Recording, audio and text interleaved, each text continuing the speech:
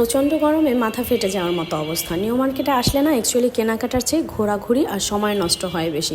তো আজকে সময় নষ্ট করব না, জাস্ট একটু রেস্ট করার জন্য ছোট্ট একটা ফাস্ট ফুডের দোকানটার নাম ছিল সিজলার্স। সেটাতে আমরা আজকে ঢুকবো আর এখানকার খাবার ট্রাই করব। তো সিজলার্সের খাবার নাকি খুবই মজা, সেটা টেস্ট করার জন্য আমরা প্রথমে একটা চিকেন শর্মা অর্ডার করলাম।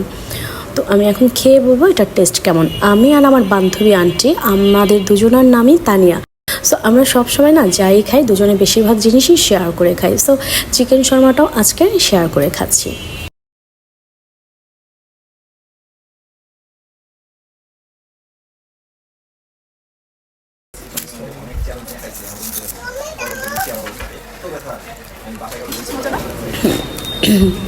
সত্যি বলতে শর্মার টেস্টটা আমার কাছে খুব একটা ভালো লাগে নাই,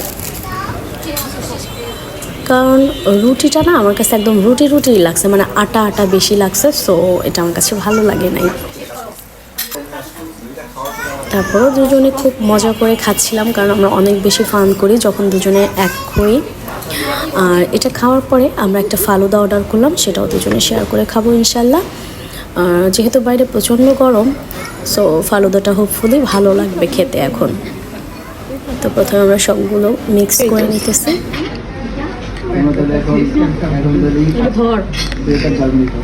সো ফ্রেন্ডস, নিউ মার্কেট যখন আসবেন সিজলার্সের খাবার আপনারা অবশ্যই ট্রাই করতে পারেন। আর ফালুদাটা মোটামুটি ভালোই ছিল, তবে এখানে ম্যাক্সিমাম ফাস্টফুডের দোকানের খাবারই কিন্তু খুব একটা ফ্রেশ থাকে না। সো ওইটা খেয়াল করে তারপর খাবেন।